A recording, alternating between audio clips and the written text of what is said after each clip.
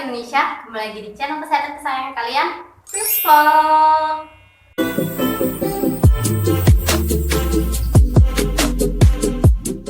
Gimana kabarnya kalian semua? Semoga baik-baik aja ya.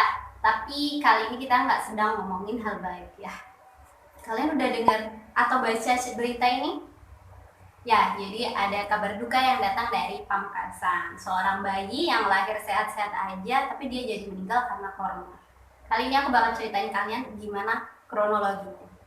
Pada tanggal 9 Juni 2020, jadi ya baru-baru ini ya, sebuah keluarga membawa bayinya karena ada keluhan nih, bayinya itu sesek, sehingga dibawalah itu ke rumah sakit, tepatnya di RSUD Smart Pamekasan.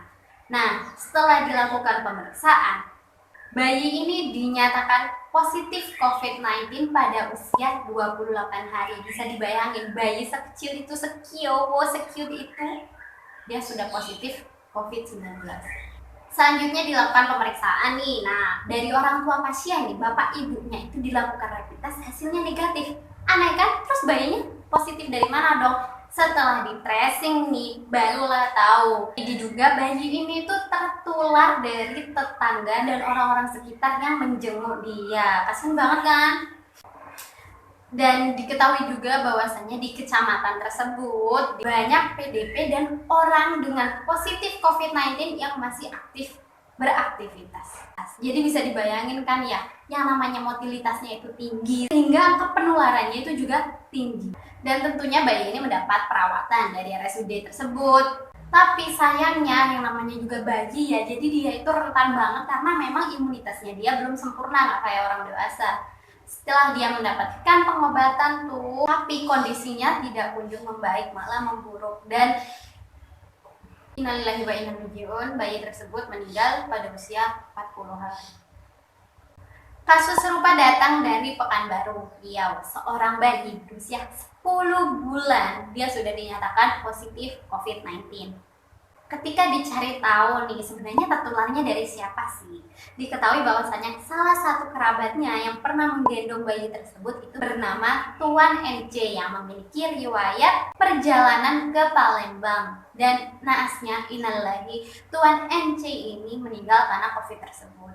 Kemudian keluarga bayi JPL ini mengajak serta bayi tersebut untuk melayat ke almarhum Tuan NC. Dan namanya bayi, ketika ketemu orang banyak, tau lah ya, pasti orang-orang itu lucu, gemes, pingin cium gitu kan ya. Jadi resiko dia tertular juga semakin tinggi.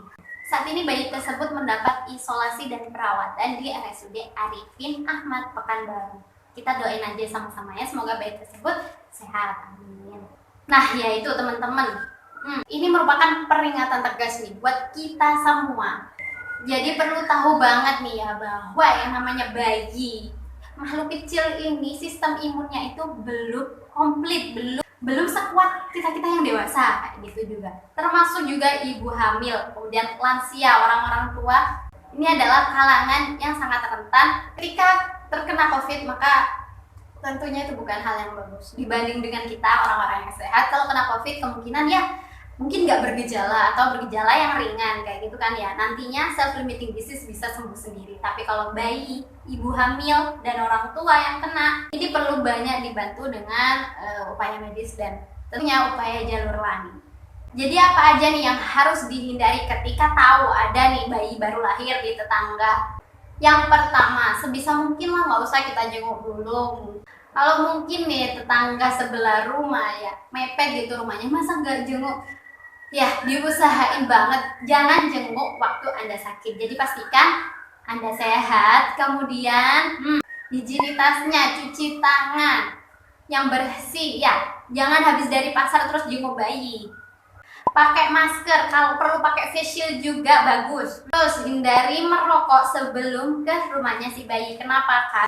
Karena asap-asap rokok itu banyak zat berbahaya yang kalau dihirup bayi makin iritasi itu saluran pernafasannya. Oke.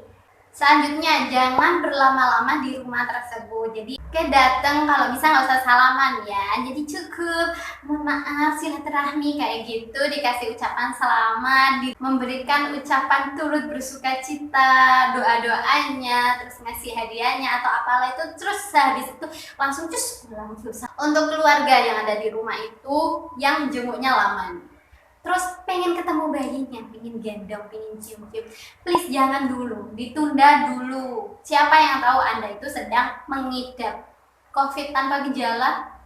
Kita nggak pernah tahu.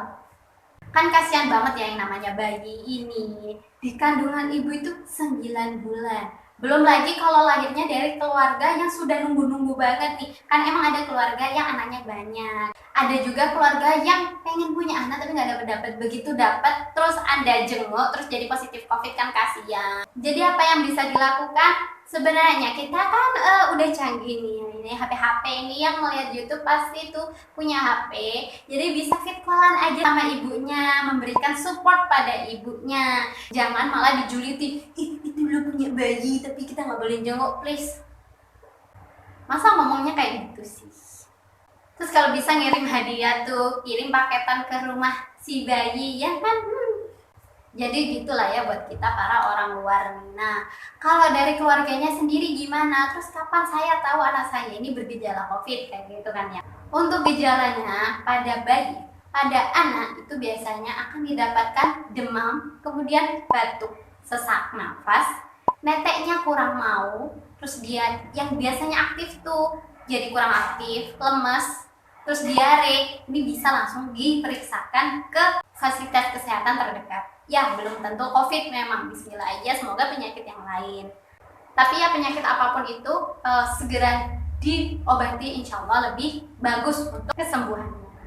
Dan selain itu yang namanya penyakit itu kan lebih baik mencegah daripada mengobati. Untuk cara mencegahnya, yang pertama tentunya menjaga higienitas, rajin bersih-bersih rumah, habis dari keluar rumah cuci tangan, mandi kalau bisa. Untuk yang sering kontak dengan bayi, sebisa mungkin kalau Anda sakit pakai masker kayak gitu ya. Jadi lindungi si bayi. Jangan dibawa ke dekat orang yang sakit.